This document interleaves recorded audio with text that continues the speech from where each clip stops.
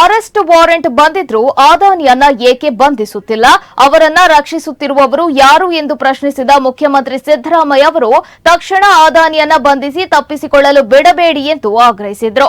ಮೈಸೂರು ವಿಮಾನ ನಿಲ್ದಾಣದಲ್ಲಿ ಮಾಧ್ಯಮದವರ ಜೊತೆ ಮಾತನಾಡಿ, ಅದಾನಿಯಿಂದ ಅಂತಾರಾಷ್ಟ್ರೀಯ ಮಟ್ಟದಲ್ಲಿ ಭಾರತದ ಘನತೆ ಪದೇ ಪದೇ ಹರಾಜಾಗುತ್ತಿದೆಯಲ್ಲವೇ ಎನ್ನುವ ಮಾಧ್ಯಮದವರ ಪ್ರಶ್ನೆಗೆ ಉತ್ತರಿಸಿದ ಸಿಎಂ, ಅದಾನಿಗೆ ರಕ್ಷಣೆ ಕೊಡ್ತಾ ಇರುವವರು ಯಾರು ಎನ್ನುವುದು ದೇಶಕ್ಕೆ ಗೊತ್ತಿದೆ, ನಿಮಗೆ ಗೊತ್ತಿಲ್ವಾ? ಈ ಸತ್ಯವನ್ನ ಮಾಧ್ಯಮಗಳು ದೇಶದ ಜನರಿಗೆ ಏಕೆ ತೋರಿಸುತ್ತಿಲ್ಲ ಎಂದು ಪ್ರಶ್ನಿಸಿದ್ದಾರೆ. ನಬಾರ್ಡ್ ಅದು ಇಡೀ ದೇಶಕ್ಕೆ ಮಾಡಿದ್ದಾರೆ.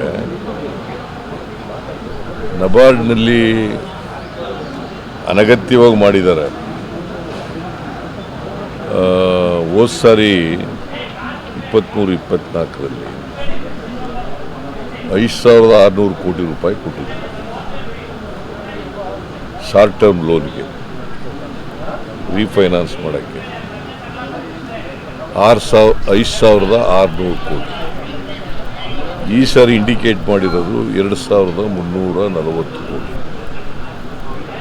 ಎಷ್ಟು? 2,340 ಕೋಟಿ. ಅಂದರೆ 58% ಲಾಸ್ಟ್ ಇಯರ್ಗಿಂತ ಈ ವರ್ಷ ಕಡಿಮೆ ಆಯಿತು. ಇದು ಮಾಡಿರೋರು ಯಾರು? ಯಾರ್ರೀ?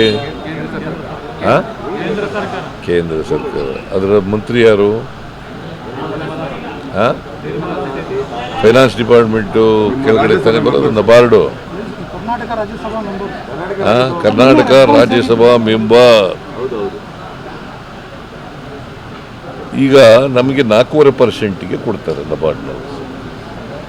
4.5% ಬಡ್ಡಿ ದರದಲ್ಲಿ ದೇ ಆರ್ ಚಾರ್ಜಿಂಗ್ ಓನ್ಲಿ 4.5%. 5,600 ಕೋಟಿಗೆ 4.5%.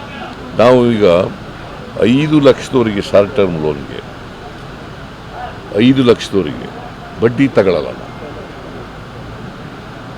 ಅಂದರೆ 4.5% ಕೊಡ್ತಾರಲ್ಲ, ಆ 4.5% ನಾವು ಕಟ್ತೀವಿ.